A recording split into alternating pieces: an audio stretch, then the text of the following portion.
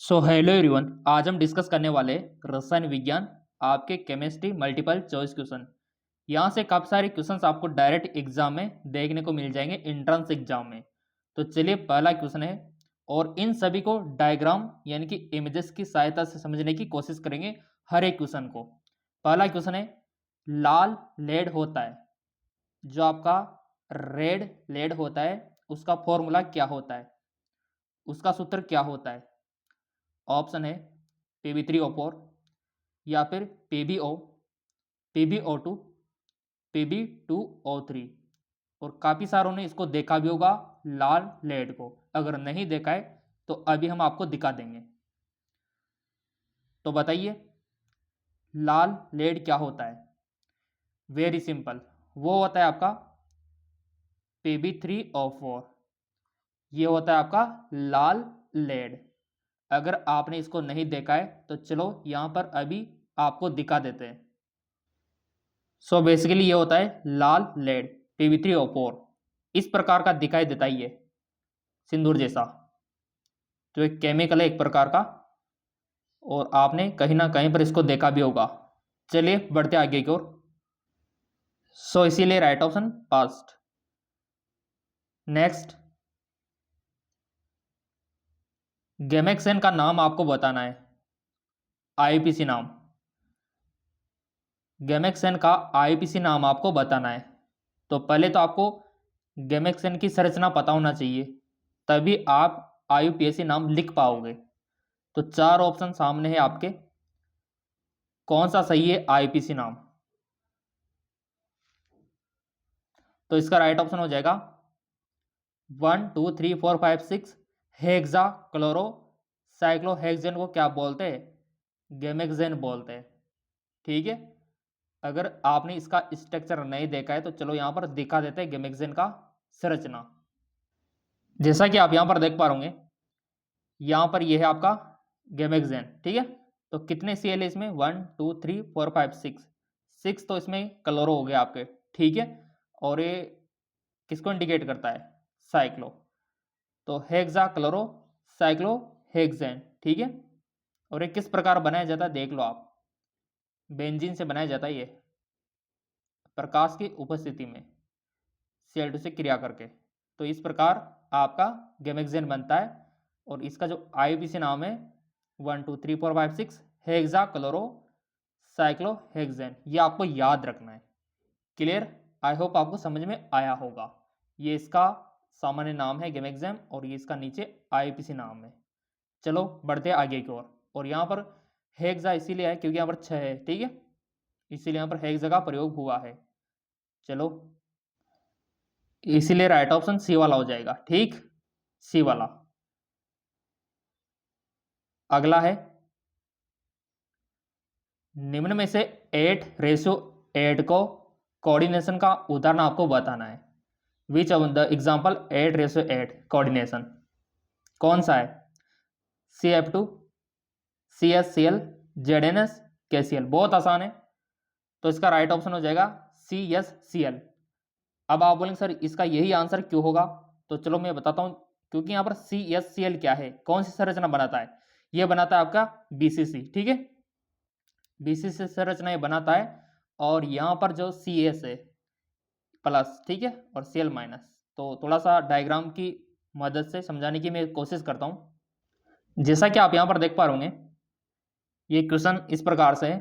तो यहाँ पर CSCl BCC संरचना बना रहा है, तो Cl प्लस Cl माइनस। तो यहाँ पर BCC में क्या होता है, एक एटॉम को कितने 8 तरह से घेरा रहता है। ठीक है, और Cl के लिए भी सेम वही है, वाइस वर्सा भी सही है। ठीक है, तो BCC में यही होता है कि एक परमाणु को 8 तरह से कोने पर रहता है, तो 8 में इसका हिस्सा जाता है। तो Cl में भी सेम वही है और इसका वाइस वर्सा भी सेम ही है, 8:8। तो हो गया ना 8:8। तो इस प्रकार से आपको करना होता है और इस प्रकार आपको आंसर देना होता है। बहुत ही देखो कितना 2 स्टेप में हो गया हमारा। तो ऐसे इजी क्वेश्चन आपके पूछे जाते हैं। चलो बढ़ते आगे की ओर। ठीक है, अगला यहां पर आप देख पा रहे होंगे, Fe की ऑक्सीकरण अवस्था आपको बतानी है। ऑक्सीडेशन स्टेट आपको बतानी है किसकी, Fe की। और सबको निकालनी आती होगी, जिन्होंने कोर्स खरीद रखा होगा उनको तो पता भी है, और जिन्होंने चैनल सब्सक्राइब कर रखा है, बेल आइकन पर प्रेस कर रखा है, मिलते रहेंगे आपको multiple choice question. I hope आपने निकाल लिया होगा, क्योंकि हमने तो निकाल लिया है, और हमारा जो आंसर निकल के आया है यहाँ पर, वो निकल के आया है +2। क्या निकल के आया है, +2 निकल के आया है। अब आप बोलेंगे सर ये किस प्रकार से निकला है +2, तो चलिए इसका सॉल्यूशन हम आपको दिखा देते हैं, इसका एक्सप्लेनेशन हम आपको दिखा देते हैं। जैसा कि यहाँ पर आप देख पा रहे K4, ठीक है। तो यहाँ पर इस प्रकार से हम इसको लिख सकते हैं, ठीक है। Fe का तो पता नहीं है, तो इसको x मान सकते हैं, और Cn का -1 होता है, और मल्टीप्लाई यहाँ पर 6 है तो 6 कर देंगे =0, ठीक है। अब यहाँ पर इसको हल करेंगे, ब्रैकेट को तो 4 आएगा, ये प्लस x आ गया, इसको हल करेंगे तो -6 आ जाएगा, राइट। अब -6 में से 4 जाएंगे तो -2 आ जाएगा =0। अब ये 0 के इधर आएगा तो प्लस में हो जाएगा, ठीक है। तो x +2, कितना सिंपल है। तो ऐसे आपको ऑक्सीडेशन स्टेट यानी कि ऑक्सीकरण अवस्था निकालना आना चाहिए। तो समझो आपका काम बन गया, और 1 2 3 क्वेश्चन तो बनते हैं आपके ऑक्सीडेशन स्टेट से। तो इस प्रकार आपको हल करना होता है, यहां पर भी आप देख सकते हो। तो यहां पर राइट ऑप्शन हमारा आया +2।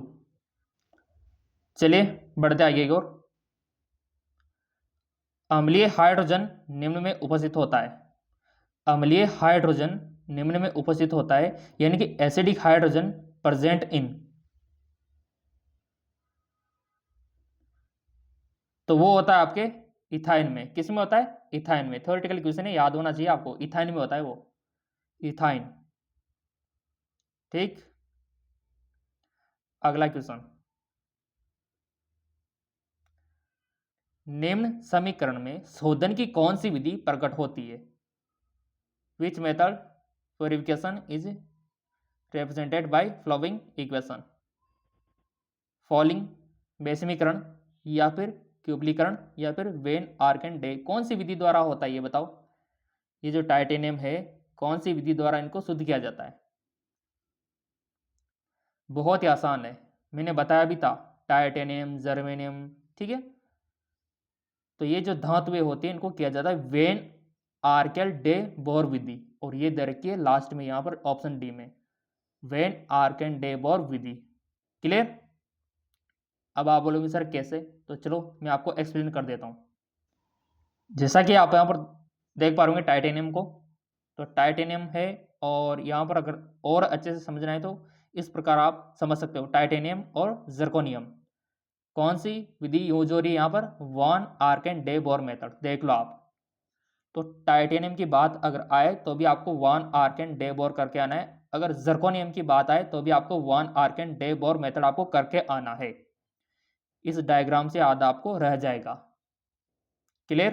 तो यहाँ पर ये टाइटेनियम और ये जर्कोनियम, दोनों के लिए वान आर्कन डे बोर मेथड, ठीक।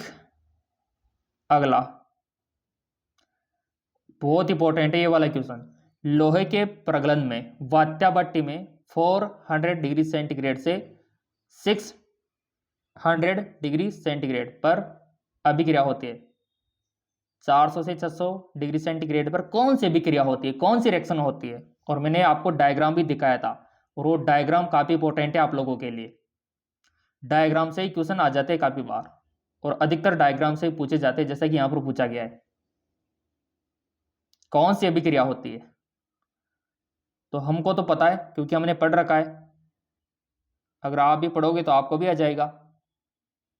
तो इस टेम्परेचर पे होती है आपकी Fe2O3 + 3CO, ये दर की आपके डी वाले में। अब आप बोलोगे सर कैसे, तो चलो इसका एक्सप्लेनेशन यानी कि समझा देते हैं आपको। जैसा कि आप यहाँ पर देख पा रहे होंगे, ये है आपके वात्याभट्टी, ठीक है। तो ये आपके एनसीईआरटी में भी दे रखी है, और वैसे जिन्होंने कोर्स खरीद रखा उनको तो मिल ही गई। तो देखो विद्यार्थियों, आपसे पूछा जा सकता है 1500 पे भी पूछा जा सकता है कि कौन सी अभिक्रिया होती है। आपसे यू भी पूछा जा सकता है 850 पे, आपसे यू भी पूछा जा सकता है 700 पे। और आपसे यूं भी पूछा जा सकता है 250 पे। इस प्रकार से आपको पता होना चाहिए। ये देखिए 1500, 850, 700, 250। तो आपसे पूछा गया था कि 400 से 600 के बीच वाली, तो 400 से 600 के बीच ये वाली, ठीक है। और ये बैठ रहा है आपका इस वाले हिस्से में, ये रहा। तो इसीलिए यही हमारा आंसर हुआ था Fe2O3 प्लस 3CO, क्योंकि ये 400 से 600 के बीच यही है। अगर एग्जाम में 850 की बात करें तो ये वाली लिख कर आनी है आपको, ये वाली। अगर 1500 की लगभग पूछा जाए तो ये वाली। तो इस प्रकार से आपको पता होना चाहिए कौन से टेम्परेचर पे कौन सी रिएक्शन होगी। क्लियर? याद रख लोगे, ये तीन है यहाँ पर, ये फर्स्ट वाली, ये सेकंड वाली और ये थर्ड। ठीक, तीनों चारों आपको अच्छे से याद कर लेनी है। सो यहाँ पर इसीलिए हमारा राइट ऑप्शन ये हुआ, क्योंकि 400 से 600 पे यही अभिक्रिया होती है। चलो अगला है कि निम्न में कौन सा प्रतिकारक एथिलीन एसिटिलीन के बीच विभेद के लिए प्रयुक्त होता है। बहुत ही आसान है।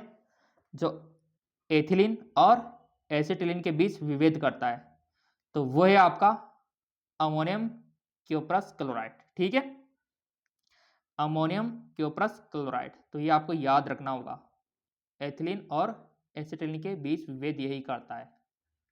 अगला आणविक भार योग होता है, एटॉमिक मास इज एडिशन। आणविक भार योग होता है, किसका होता है बताओ? आणविक भार किसका योग होता है? बहुत ही आसान है, बचपन में भी पढ़ा होगा आपने। वो होता है आपके प्रोटॉन और न्यूट्रॉन का। ठीक है, प्रोटॉन और न्यूट्रॉन का।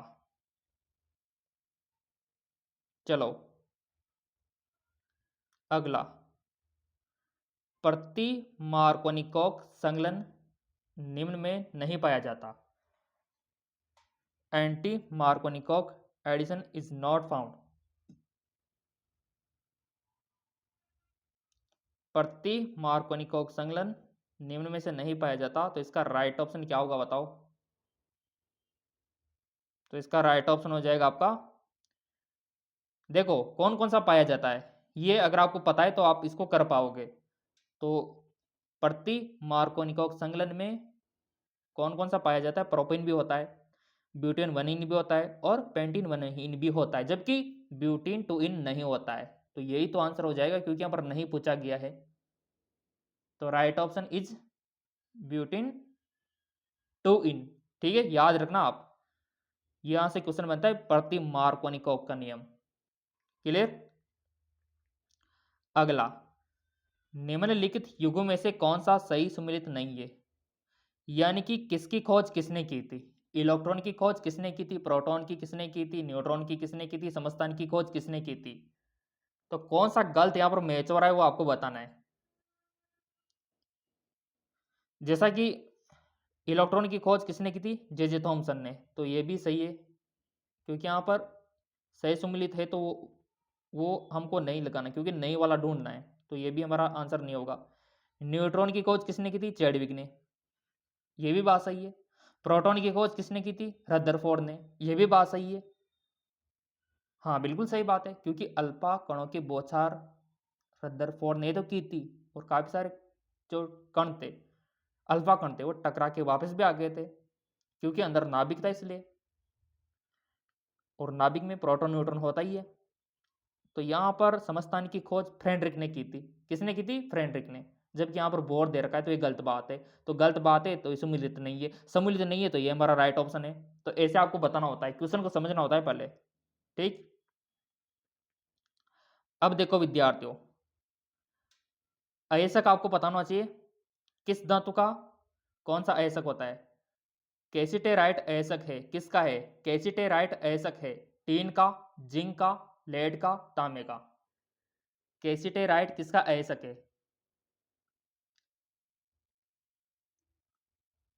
तो वो है आपके टीन का। किसका है? टीन का। अब आप बोलोगे सर कैसे? तो देखो विद्यार्थियों, हर एक धातु का अपना अपना एक अयस्क होता है, और ये आपको समझ में आएगा लिस्ट के माध्यम से, और वो अभी हम आपको दिखाएंगे। जैसा कि आप यहाँ पर देख पा रहे होंगे, ये कुछ मेटल है हमारे पास और ये कुछ इनके ऑरेंज यानी कि अयस्क है। जैसे कि एल्यूमिनियम का जो अयस्क है वो बॉक्साइड होता है, केलोनाइट होता है। आयरन का हेमेटाइट होता है, मैग्नेटाइट होता है। कॉपर का क्या होता है, कॉपर पायराइट होता है, ठीक है। जिंक का क्या होता है, जिंक ब्लेंड होता है, क्लामीन होता है। तो ऐसे आपको अयस्क याद रखना है।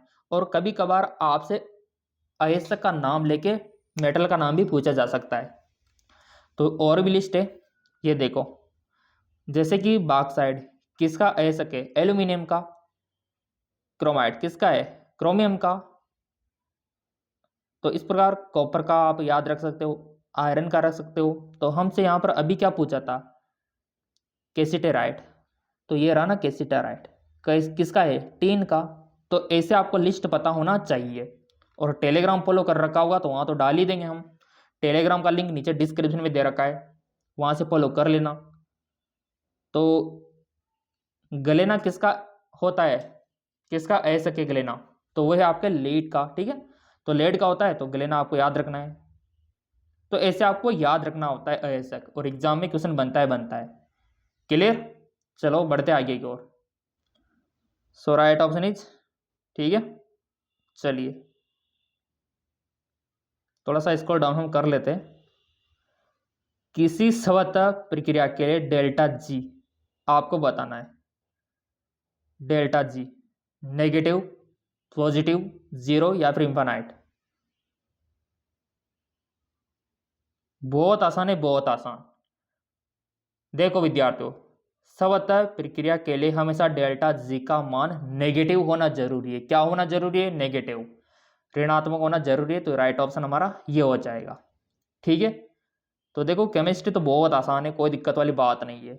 बट हमारे कल कुछ जो बॉटनी के क्वेश्चन है वो रह गए थे, तो उनको भी यहाँ पर कवर हम कर लेते हैं, देखते हैं वो आपको आते हैं या फिर नहीं।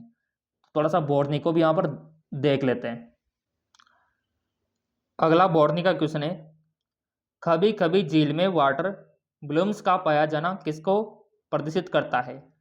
सम time water blooms show in lake due to पोषण की कमी, ऑक्सीजन की अधिकता, ऑक्सीजन की कमी, झील में शाकाहारियों की अनुपस्थिति। बताओ।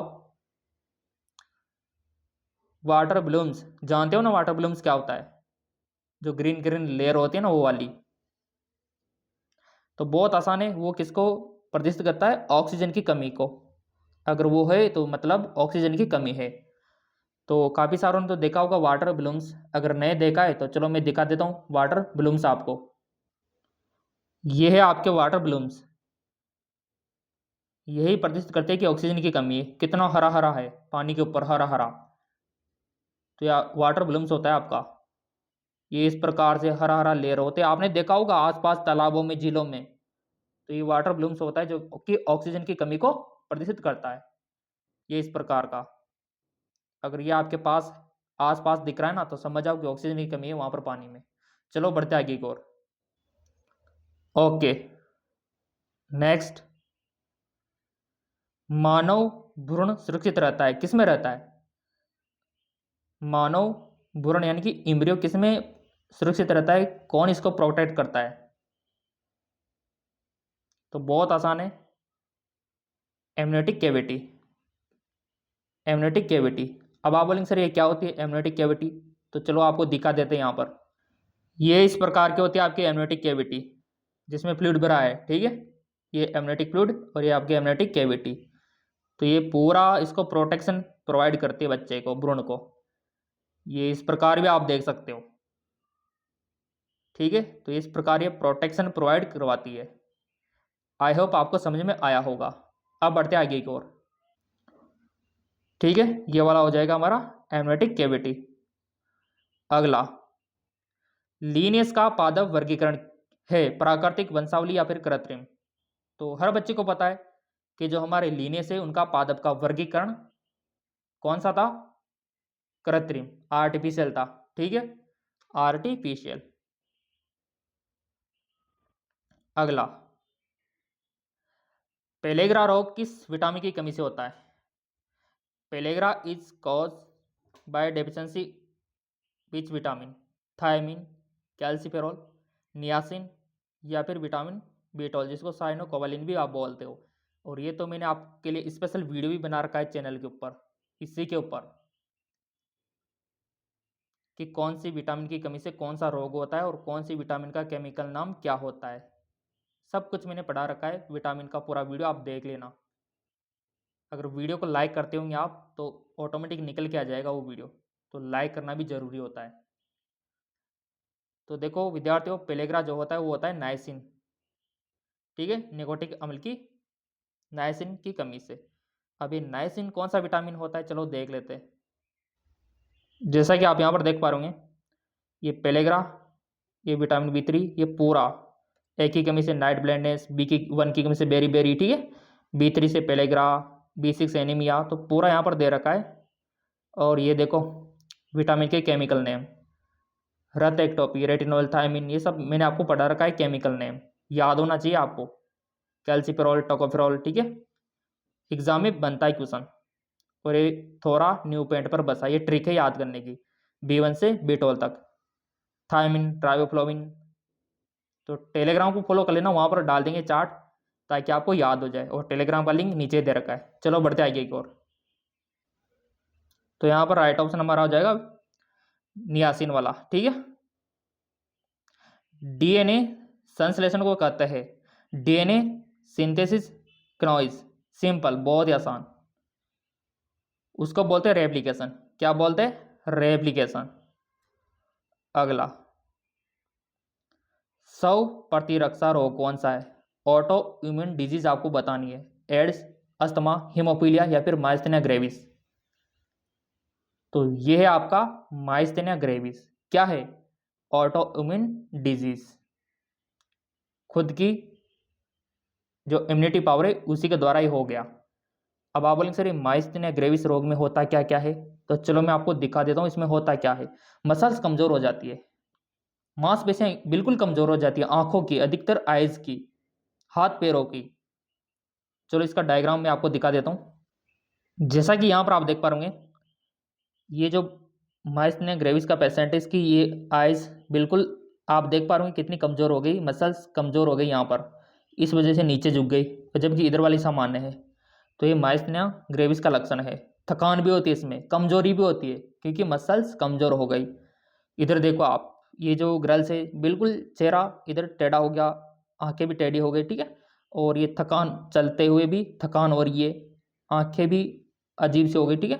तो ये माइस्थेनिया ग्रेविस के लक्षण होते हैं, ये माइस्थेनिया ग्रेविस, और ये ऑटो इम्यून डिजीज होता है जो कि मसल्स और नर्व्स यानी कि तंत्रिका को इफेक्ट करता है।